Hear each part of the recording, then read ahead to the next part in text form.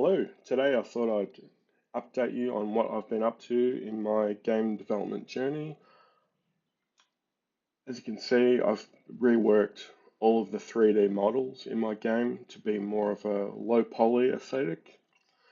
This was for a few reasons, mainly because it's really time consuming creating high fidelity 3D models, and I want to get a game finished um, before the end of my lifetime. So I've reworked all of the 3D models to be much simpler, and I believe it'll mean I can progress a lot faster going forward.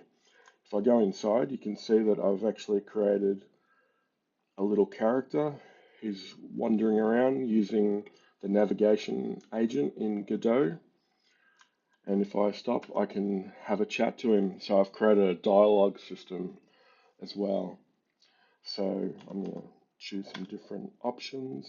And yeah, you can see that I can have a conversation.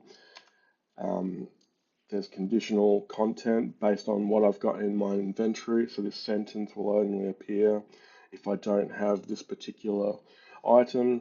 And this option will actually give me an item as well. So I've now got a new item in my inventory.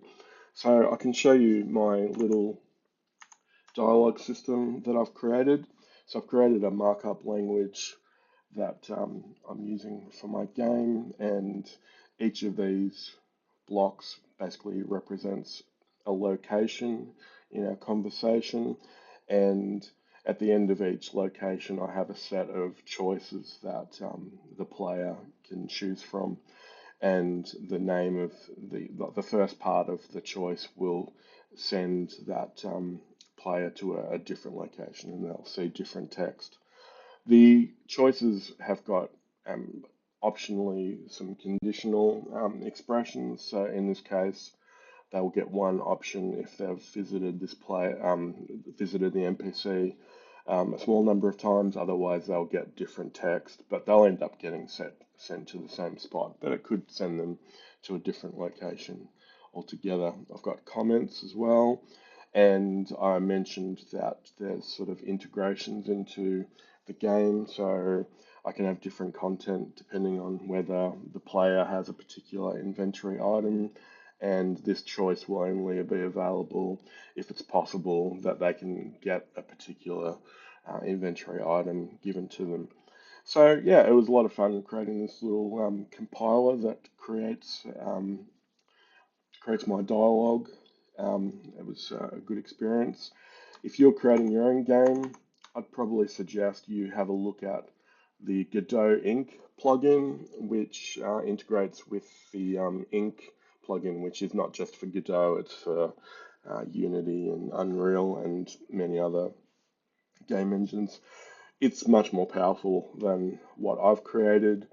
I decided to go and create my own thing because I wasn't, this didn't quite meet my needs, mainly around my save game system. But yeah, if you're creating your own game, I would recommend you having a look at that.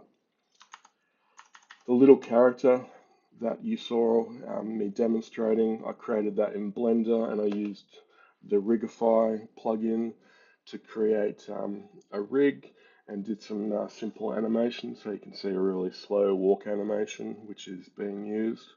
And back in the game, I've created an idle animation as well, which is used during the dialogue.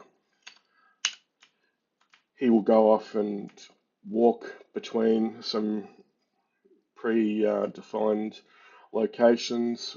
Later on, I'll add some more animations and different actions that this NPC can do. Looking at my low poly models, you can see this Corinthian capital, for example, which I've used in a couple of spots. It didn't take that long to create, maybe half an hour or less, compared to a high fidelity one that I created, which looked a lot nicer, which is also a million polygons. It took me a day following a tutorial on YouTube. It looks fantastic, but I'll never be able to create all the content that I require if I have to do such a detailed job. I'm just not experienced enough, and yeah, there just won't be enough time. This staircase that I've converted into a low poly version, it looks roughly the same. The silhouette is very similar to what was there before. It doesn't look quite as nice, but it uses 95% less memory, so it's a huge saving. So it'll make it easier for me to create an optimized game as well. Yeah, so I'll learn more about the low poly aesthetic as I go along. If you saw earlier, a few weeks ago, I published a little Python script on GitHub that creates these trees. So here's like a rhododendron bush using that. Yeah, so check out that low poly um, tree generator if you're interested. I really like these cubist trees myself. Yeah, thank you for listening and watching. If you want further updates, please subscribe, and there'll be more updates in the future. Thanks again. Bye bye.